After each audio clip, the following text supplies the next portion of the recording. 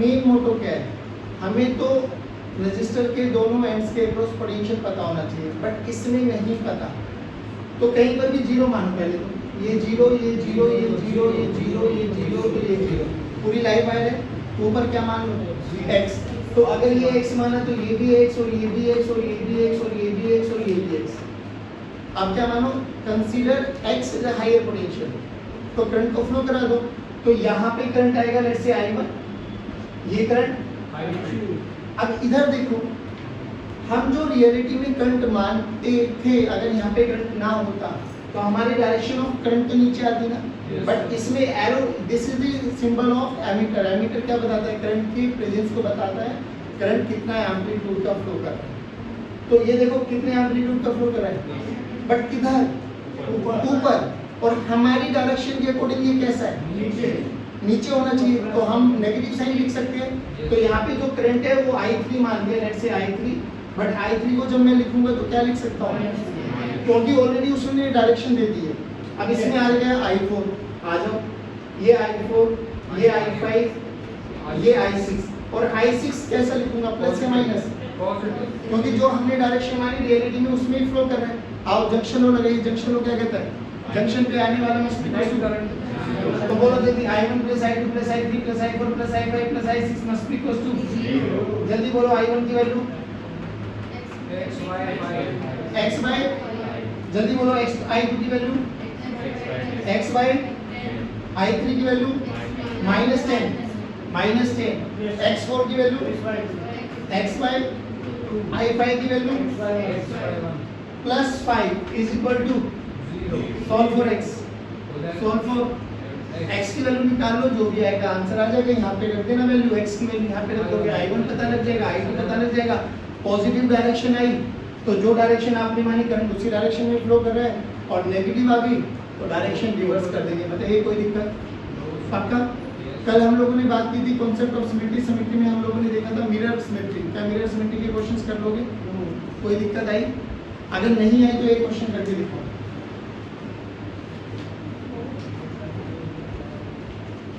सभी बच्चे करेंगे।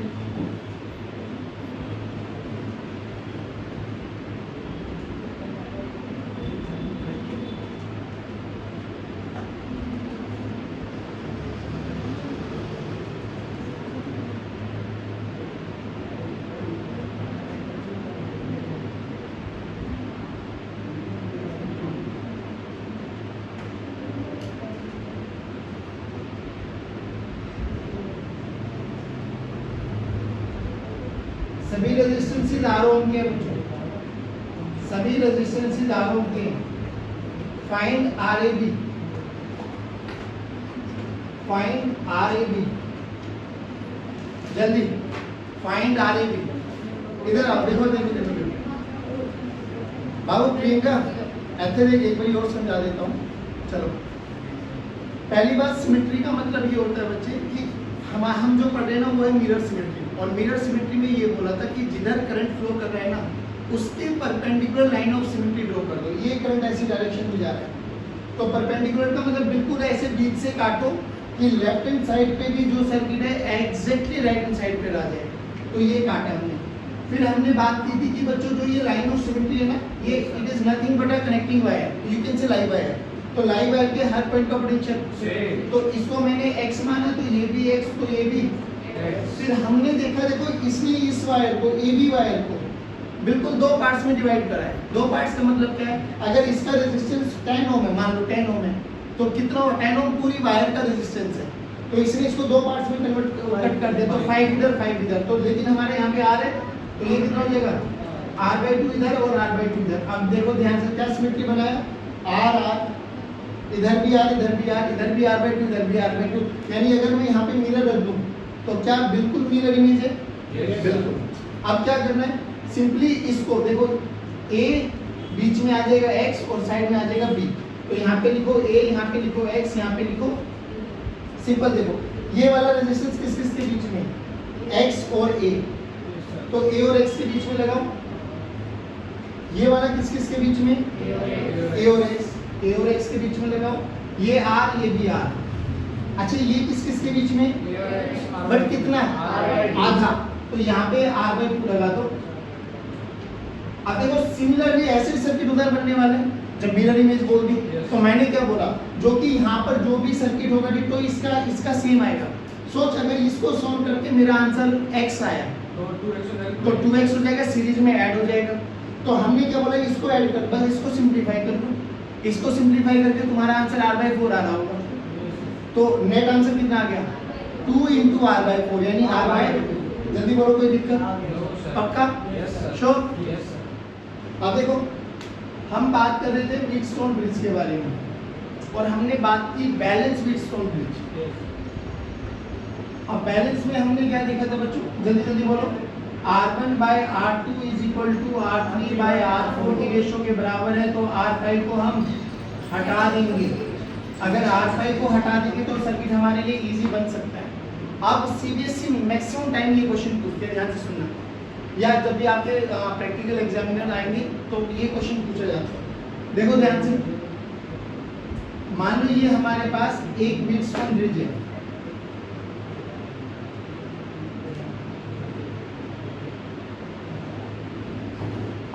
और यहां पर हमने एक बैटरी लगा दी, ठीक है। ये 2, ये 4, ये 3, ये 6, ये 5 ohm. This is A, this is B, this is C, this is D। पहले बताओ बैलेंस है या नहीं? बैलेंस है, तो R5 को हटा सकता हूँ। अब क्वेश्चन सुनो, उन्होंने क्या बोला, उन्होंने बोला इफ वी इंटरचेंज R5, इसको R5 बोल देता हूँ, R5 इन बैटरी, मतलब क्या हुआ, जहां COD पहले R5 लगा हुआ था वहां को हटा के बैटरी लगा दी, और जहां बैटरी लगी हुई है वहां हटा के क्या लगा दिया, R5। तो बोला गया इज, दोबारा से, कि क्या ये स्टिल एक बैलेंस व्हीटस्टोन ब्रिज है, यस या नो? चेक करते हैं, क्वेश्चन सुन लो पहले आराम से। क्या क्वेश्चन समझ में आ गया? उन्होंने बोला गया कि जहां पर R5 लगा हुआ था वहां बैटरी लगा दी, और जहां बैटरी लगी हुई थी वहां R5 लगा दिया। बोला गया इज स्टिल दिस ब्रिज, या this Wheatstone bridge is balanced और अनबैलेंस्ड। तो सिंपली हमें रीड्रॉ करना आना चाहिए। अब रीड्रॉ के लिए देखो क्या करना है बच्चों, फिर वही पॉइंट समझना आना चाहिए कि आप इन वायर्स के टर्मिनल्स को मत तोड़ना। बट अभी क्वेश्चन में बोल दिया है, तो उन्होंने क्या बोला, इसको हटाओ, ये कहाँ लग जाएगी, A और B, और ये कहाँ लग जाएगी, C और B। पहले ऐसे लगा के देखिए, दोबारा ध्यान से देखो, ये बाकी रेस्ट ऑफ द सर्किट ऐसे ही रहेगा बच्चों। यहाँ पे लगा दी बैटरी और यहाँ पे लगा दिया रेजिस्टेंस R5। बोलो यही तो बोले ना उसने? बाकी रेशियो देखो, ये 2 है, ये 4 है, ये 3 है, ये 6 है, और ये जो भी बैटरी है 2 वोल्ट की बैटरी मान लो, और ये 5 ओम का रेजिस्टेंस है। अब मैं ये कह रहा हूँ, मेरी बात सुनो, जैसे कि हमें पता है सर ये सारी की सारी वायर है तो वायर ही, क्यों ना इसको ऐसे कर लूँ क्या मैं? ध्यान से देखना, इसको दोबारा रीड्रॉ करके दिखाता हूँ मैं। ये एज इट इज, ये चारों में कोई भी चेंज नहीं किया मैंने।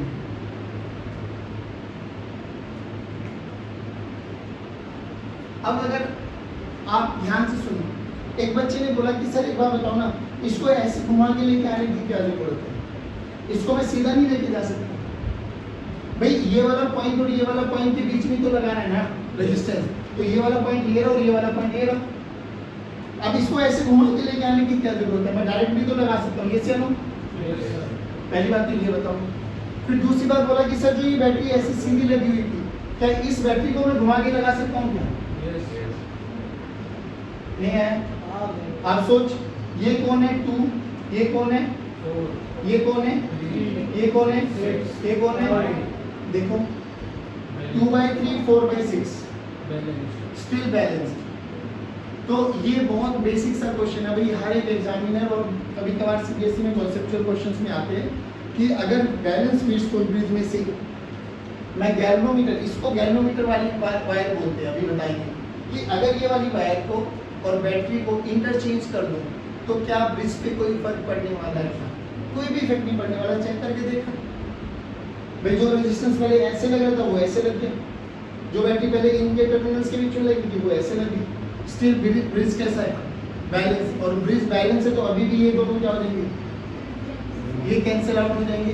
अब ये दोनों सीरीज बन जाएंगे, ये दोनों सीरीज बन जाएंगे। इसमें ये दोनों सीरीज बन रहे थे, ये दोनों सीरीज, बात समझ में आ गई?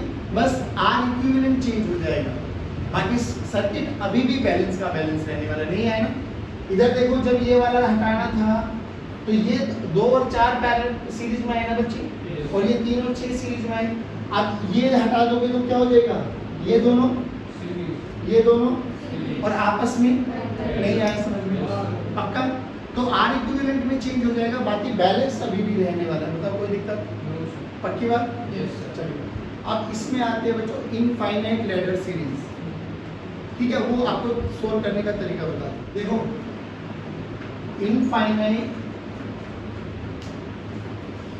लैडर सीरीज समझ में आ गया? एक लैडर टाइप होगा, उसमें इनफाइनाइट नंबर ऑफ रेजिस्टेंस लगे होंगे, हमें उसका आर इक्विवेलेंट कैलकुलेट करना है। आप देखो वो कैसे।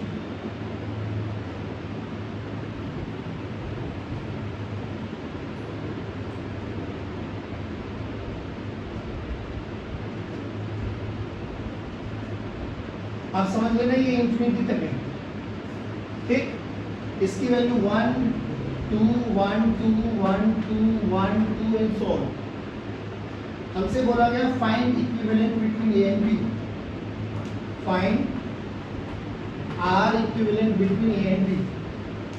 अब ये बताओ इंफिनिटी का मतलब क्या होता है? बहुत सारी चीज लगी है ऐसे। अब इसको एक चीज समझो, और ये स्टेप्स है, ऐसे सेम आपको कैपेसिटर में मिलने वाला है, डिट्टो सेम। मैं फिर कह रहा हूँ, सर्किट थ्योरी जैसी यहाँ पढ़ रहे हो ना, जहाँ जहाँ आर लगाओगे ना, वहाँ वहाँ कैपेसिटर लगा देना।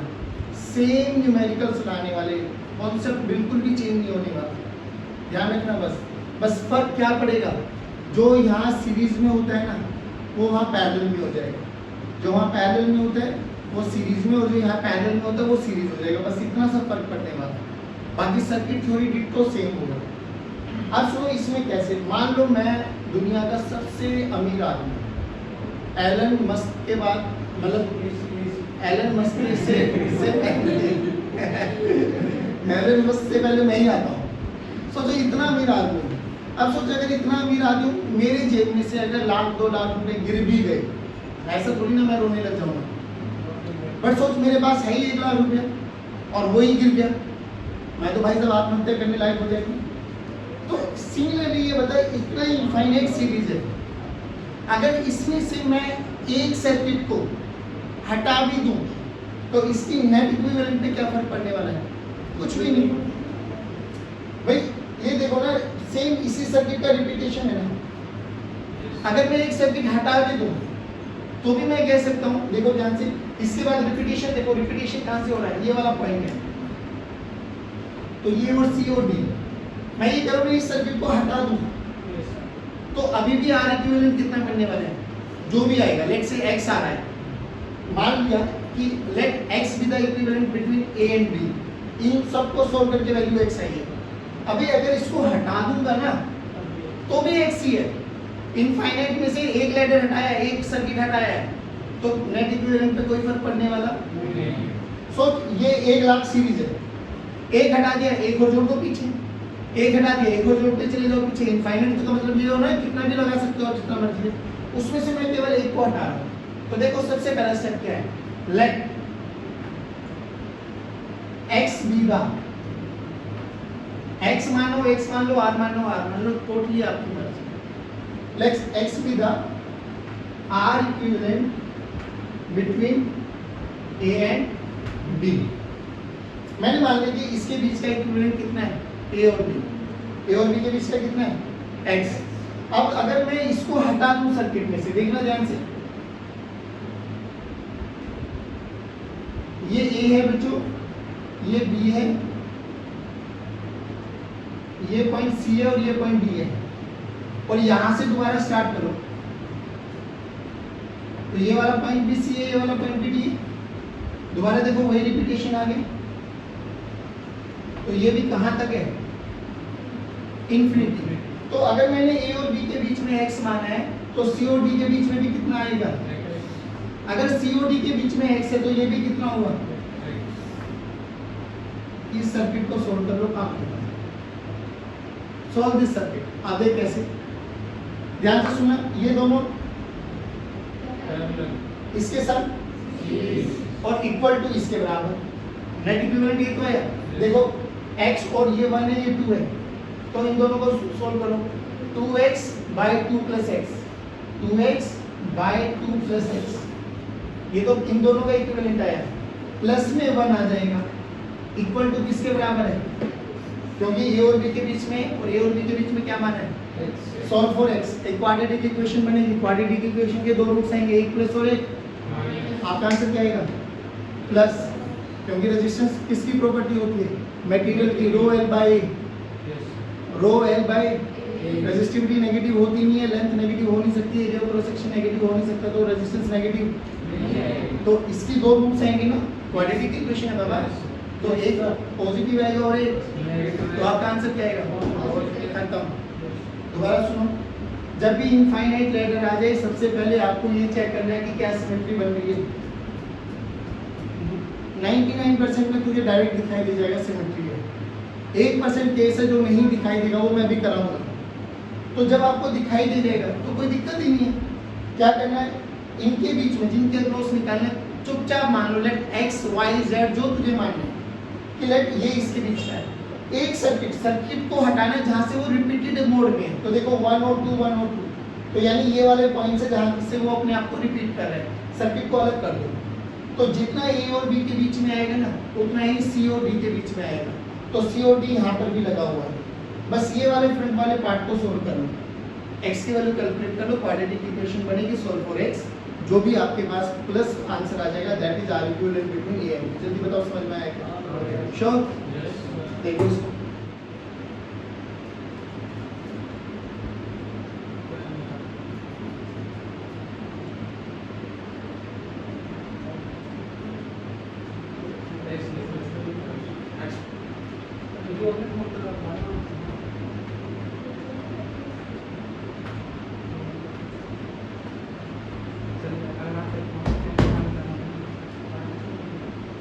find R equivalent between A and B, find R equivalent between A and B। चलिए देखिए, फिर कह रहा हूँ अच्छा कॉन्सेप्ट है और यहाँ से एक नई चीज और मतलब सीखने को मिलेगी आपको। तरीका वही है, हमसे बोला गया find R equivalent between A and B, तो तरीका तो अभी भी वही, क्या, let X be the equivalent between A and B। मैंने मान लिया, बट पहले क्वेश्चन में तो हम देख रहे थे 1 2 1 2 1 2 1 2 1 2 रिपीटेड था। अभी सुनो, तो मैं क्या करूं, देखो सर देख के तो नहीं लग रहा है ये रिपीटेड है, बट ऐसे क्वेश्चन में पहली बात तो ये कभी आता नहीं है, बट अगर आ जाए तो दिमाग लगाना, कुछ ना कुछ चीजें कॉमन लेने के बाद वो रिपीटेशन मोड में आएगा जरूर। देख मैंने बोला ये ए है, आराम से सुना बिल्कुल तसल्ली से, दिस इज 2 दिस इज 4, ये ए और ये बी। अब सोचो ये वाला पॉइंट सी माने, ये वाला पॉइंट डी माना, अगर इसमें से मैं पूरे सर्किट में से 2 कॉमन ले लूं, लेके देखो 2 कॉमन लेंगे तो 2 4 4 8 8 16 बनेगा ना, same as it is repetition में। तो मैंने क्या माना कि भैया देखो जो इनके बीच में था x वही इनके बीच में आएगा x, ये तो कंफर्म्ड है। लेकिन क्या कि इस पूरे सर्किट में से यहाँ के बाद क्या चीज कॉमन ली मैंने, तो अब ध्यान से देखना, अगर मैं यहाँ से पूरे सर्किट में से बच्चे 2 कॉमन ले लूं तो क्या ये अपने आप को रिपीट कर रहे हैं, देखो 2 4 4 8 एंड सो, देखो रिपीटेशन मोड पे आ गया। अरे बोलो भाई yes, अब बच्चे एक बार बताइए, यहाँ के बीच में कितना माना है मैंने x, तो ये टोटल यहाँ पे कितना लगाऊंगा, x या 2x, बस ये डिफरेंस है। a और b के बीच में अभी भी कितना है x, लेकिन x के बाद क्या है 2 क्यों आया, क्योंकि कॉमन लिया मैंने, 2 कॉमन लेना पड़ेगा, किसी में 3 कॉमन लेना पड़ेगा, हो सकता है 4 कॉमन लेना पड़े, तो कॉमन सेंस लगा के रखना आपको। तो ये बस यहाँ पे क्या है 2x। अब बोलो क्या करें, फिर तो बहुत इजी बन गया, 2x और 4 और ये सीरीज में और इक्वल टू किसके बराबर, x, किसके बराबर, जल्दी क्वेश्चन लिखवा दो बस, 2x into 4 by 2x plus 4 plus 2 is equal to, दोबारा सॉल्व फॉर x, आपको वही इक्वेशन दिखाई देगी। x की दो क्वाड्रेटिक मतलब क्वाड्रेटिक इक्वेशन बन गई है, x की वैल्यू निकालो, पॉजिटिव जो भी वैल्यू आएगी that will be your answer. बोलो आया नहीं आया? बट इसमें क्या चीज समझाने वाली थी बस वो मैं आपको बता रहा हूँ। एक चीज और सुन लो, कोई भी सर्किट सीरीज में हो पैरेलल में, अगर आप वहां से कुछ भी चीज कॉमन लेके आ सकते हो ना, तो भले ही कॉमन लेके ना नेट इक्विवेलेंट निकालो, उस कॉमन से मल्टीप्लाई कर दो, तो आंसर में कोई फर्क पड़ने वाला नहीं है। करके देख लेना, बात समझ में आ गई? पक्का? चलिए आगे बढ़ो। अब मुझे सिंपल सी एक बात बताओ, अगर मेरे पास एक कंडक्टर है और मैंने इसके अक्रॉस एक बैटरी लगा दी, ठीक, तो करंट फ्लो करेगा। इस कंडक्टर का कोई ना कोई एक रेजिस्टेंस होगा बच्चों, तो करंट बताओ कहां से कहां फ्लो करेगा? कन्वेंशन ऐसा माना गया कि भैया यहां से यहां जाएगा। ये बैटरी है बच्चे, बैटरी के अक्रॉस जैसे बैटरी लगा देंगे, बैटरी तीन काम करती है, जल्दी बोलो। पोटेंशियल डिफरेंस प्रोवाइड करते हैं, इलेक्ट्रिक फील्ड प्रोवाइड करती है और एनर्जी प्रोवाइड करते हैं। Perfect. Now my question is, देखो सिंपल सी बात, मान लो कि ये चार्ज अगर यहाँ पे पॉजिटिव चार्ज है Q, तो Q चार्ज यहाँ से यहाँ से यहाँ से यहाँ से यहाँ से यहाँ से यहाँ से यहाँ से दिख गया, कोई दिक्कत वाली बात नहीं है। क्यों नहीं आई उसका रीजन भी समझ में आता है, क्योंकि सर Q पॉजिटिव चार्ज और पॉजिटिव चार्ज हमेशा along the direction of electric field जाएगा और इलेक्ट्रिक फील्ड हायर पोटेंशियल से। तो देखो यहाँ से यहाँ हाई इलेक्ट्रिक फील्ड मिली, चार्ज पे फोर्स लगा, चार्ज बहुत इजीली यहाँ पर आ गया, बट जैसे ही यहाँ पर आया चार्ज अटक गया। रीजन है क्यों अटक गया, इसको थोड़ा इलाज करके बनाता हूँ। सिंपल सी बात बता, क्या चार्ज यहाँ से यहाँ अपने आप जाएगा? क्यों? क्योंकि इलेक्ट्रिक फील्ड तो इधर है, तो चार्ज अब अपने आप यहाँ से जाएगा नहीं। यानी इस चार्ज को यहाँ से यहाँ तक आने के लिए बैटरी ने कुछ ना कुछ कार्य करना पड़ेगा, और वो कार्य जरूरी भी है। रीजन भी समझ, अगर इसका पोटेंशियल डिफरेंस V है तो ये 0 और ये V है। वर्क डन का फॉर्मूला बोलो, वर्क डन का फॉर्मूला क्या होता है? Q इनटू, अरे सारे बोलो रे। जब चार्ज यहाँ पर आया तो इसके पास एनर्जी कितनी है? 0। कितनी एनर्जी है? जब यहाँ पर आया तो कितनी एनर्जी है? Q इनटू V, यानी इसको एनर्जी मिली, तो ये एनर्जी दी किसने? दी किसने? यानी ऑब्वियसली यहाँ से यहाँ तक आने के लिए बैटरी ने कुछ कार्य किया, तो वर्क डन बाय बैटरी, कुछ कार्य किया। वो कितना कार्य किया?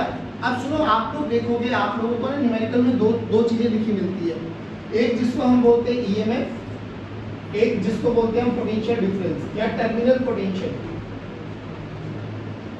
टर्मिनल पोटेंशियल का तो सबसे बेस्ट एग्जांपल है इन्वर्टर। इन्वर्टर देखो, इन्वर्टर की ऐसी बैटरी दिखाई देगी आपको, और बैटरी के यहाँ पर दो टर्मिनल दिखाई देते हैं, इन्हीं दोनों टर्मिनल पे आप कनेक्शन लगाते हो।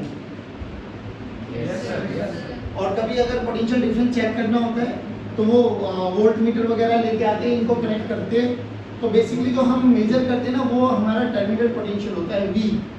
तो सर ये EMF क्या होता है? आप सुनो ध्यान से, आराम से सुनो। एक यूनिट चार्ज को लोअर पोटेंशियल से हायर पोटेंशियल तक लेके आने में बैटरी ने जितना भी कार्य किया, बेसिकली वर्क डन किया, that is EMF of this cell. That is, दोबारा बोलो, दैट इज, दोबारा बोलो, क्या होता है EMF?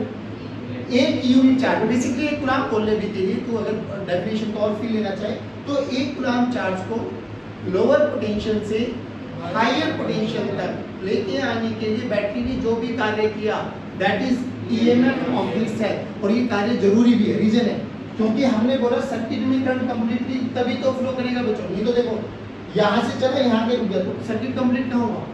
सर्किट तो जब कंप्लीट होगा ना, जब पूरा यहाँ से यहाँ ऐसे घूमता जाएगा, तभी तो हम बोलेंगे करंट फ्लो कर रहा है।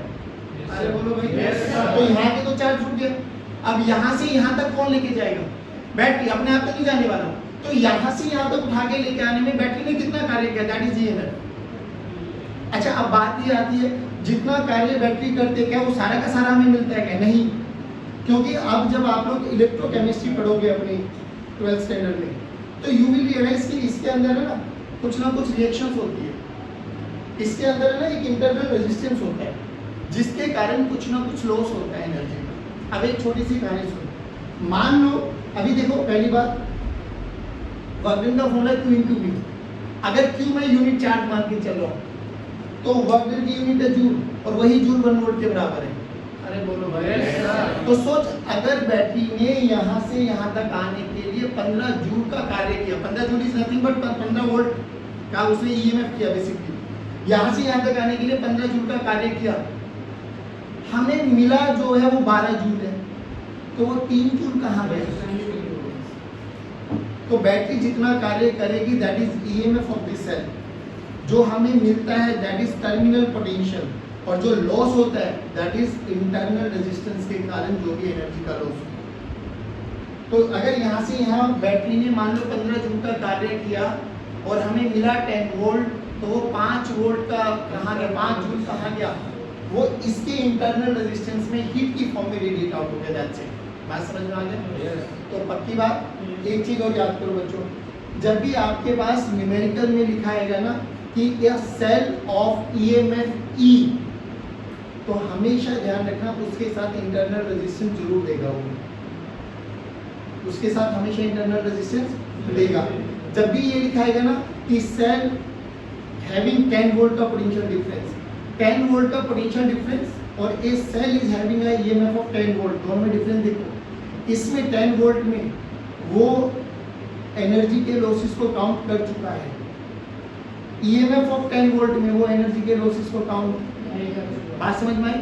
तो रियलिटी में हम ये भी बोल सकते हैं कि जो ईएमएफ होता है ना दैट इज इनपुट जो हम देंगे, और जो V होता है ना दैट इज आउटपुट जो हमें मिलता है। तो आउटपुट कहाँ मिलता है? इन टर्मिनल्स पे। ये बोले जाते हैं टर्मिनल ऑफ द सेल या टर्मिनल ऑफ द बैटरी। तो जो इस बैटरी के अंदर ये इलेक्ट्रोलाइट सॉल्यूशन होता है ना, जो इसके अंदर कुछ भी कार्य होता है वो ईएमएफ होता है, और जो हमें मिलता है वो क्या होता है? पोटेंशियल। बात समझ में आ गई? आप सिंपल से एक बात बताओ, देखो अब एग्जैक्टली बैटरी को रिप्रेजेंट करने का ये तरीका होता है बच्चों, ये होता है ईएमएफ और ये होता है उसका इंटरनल रेजिस्टेंस। किसी भी बैटरी को रिप्रेजेंट करने का ये तरीका होता है। तो this is the representation of battery, और जो ये वाला पॉइंट होता है ये क्या होते हैं? टर्मिनल्स। बात समझ में आ गई? जल्दी बोलो, दोबारा बोलो। ईएमएफ को कैसे डिफाइन किया गया? एक यूनिट चार्ज को लोअर पोटेंशियल से हायर पोटेंशियल तक लेके आने के लिए बैटरी ने जितना भी वर्धन किया दैट इज जो हमें मिला वो। तो ईएमएफ और V बराबर, अगर सर्किट में करंट फ्लो कर रहा होगा तो E और V कभी भी बराबर, तो बराबर नहीं होंगे। तो या तो अभी देखेंगे हम दो इक्वेशन, E बड़ा भी हो सकता है V से, और E छोटा भी हो सकता है V से, और E बराबर भी हो सकता है V से। अब तीनों रिलेशन यहाँ दिखा देता हूँ और उनकी कंडीशन बता देता हूँ कौन कौन कब कब पॉसिबल हो सकता है। जल्दी बताइए, समझ में आए? और बच्चों EMF E internal resistance R, EMF E internal resistance R, and these are known as your terminals A और B। बेसिकली ये होती है पूरी बैटरी का रिप्रेजेंटेशन। सो इसमें करंट ऐसे चल रहा है, इसमें करंट ऐसे चल रहा है। जल्दी देख के बताओ 1 और 2 में क्या डिफरेंस है? 1 और 2 में क्या डिफरेंस है? इसमें से मैं एनर्जी ले रहा हूँ और इसको मैं एनर्जी। बेसिकली अगर मैं और फ्रेंकली बताऊं तो ये कुछ वही काम होता है, ये वो वाला ही कुछ काम होता है जब शाम को आप बैटरी को अपने फोन को चार्जिंग पे लगाते हैं। ये वो कुछ काम होता है जब चार्जिंग के बाद आप पूरा दिन बैटरी से काम लेते हो। तो basically this is known as your discharging of battery, this is known as your charging of battery. भाई बैटरी रिचार्जेबल और चार्जेबल दोनों होती है ना? yes. एक नॉन रिचार्जेबल होती है, रिचार्जेबल होती है। जो हमारे फोन में होती है वो कौन सी होती है? यूज करो, खत्म होती दिखाई दे, फिर चार्ज कर लो, फिर वो धीरे धीरे चार्ज करती है, फिर यूज करो, फिर धीरे धीरे डिस्चार्ज होती है, फिर चार्ज करते चले जाओ। इधर आओ। अब यहाँ से यहाँ केवीएल लगाओ, पार्शियल केवीएल। सोच करंट ऐसे चल रहा है, तो ये प्लस ये माइनस। जल्दी बोलो, यहाँ से चलो। VA माइनस E प्लस, मान लो आई करंट है, IR इज इक्वल टू, बोलो VA माइनस VB कितना आया? E माइनस, दोबारा बोलो, यहाँ से मान लो करंट ऐसे चल रहा है, करंट आई है बच्चों, आ जाओ। VA minus E minus IR is equal to तो वी ए माइनस वी बोलो, ई प्लस, जल्दी बोलो, वी ए माइनस वी क्या टर्मिनल पोटेंशियल या बेसिकली पोटेंशियल डिफरेंस या बेसिकली आउटपुट।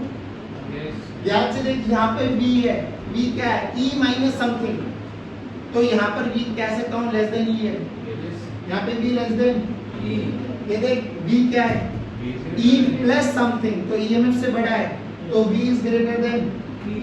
और कायदा भी कहता है बच्चों, अगर बैटरी को रिचार्ज मतलब चार्ज करना है तो ऑब्वियसली यहाँ पर कोई ना कोई हैवी बैटरी लगानी पड़ेगी, और वो बैटरी इतनी हैवी लगानी पड़ेगी तो उसके EMF से बड़ा होना चाहिए, तभी जाके वो वाली एक्टिवेट करेगी, नहीं तो यही रोल में आती रहेगी। हाँ ना बोलो। ये दूसरा है जो हम लोग करते हैं। तो this is known as your charging, discharging of battery, discharging of battery, this is known as your charging of battery. जल्दी बोलो, समझ में आया क्या?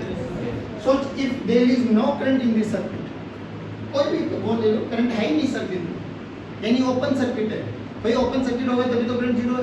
बोल करंट जीरो, करंट जीरो रखो, क्या V के बराबर है, करंट जीरो रखो। अब आपकी बुकों में ये डेफिनेशन गिवन है कि if there is no current in the circuit तो potential difference is equal to EMF of this cell. नहीं आया? लेकिन एक चीज का ध्यान रखना बच्चों, जो कि अब हम एक दो लेक्चर के बाद इलेक्ट्रिकल इंस्ट्रूमेंट्स पढ़ने वाले हैं, तो उसमें सबसे इंपॉर्टेंट रोल है ये वाला,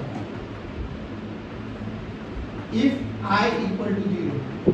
बस आपको याद क्या रखना है कि V और E को हम कंपेयर नहीं कर सकते। पहली बात तो V या तो E से बड़ा होगा या V E के छोटा होगा, V और E बराबर एक ही कंडीशन में होंगे। अगर सर्किट में करंट क्या प्रूव कर दिया, तो मैं V को E के बराबर रख सकता हूँ, एल्स V को E के बराबर रखना मुश्किल है, फिर उसमें कुछ ना कुछ एडिशन या सब्ट्रैक्शन करनी पड़ेगी। जल्दी बताइए क्या कॉन्सेप्ट समझ में आया? पक्की बात। चलो आज के लेक्चर को यही माइंड रखते हैं। जय हिंद, जय भारत।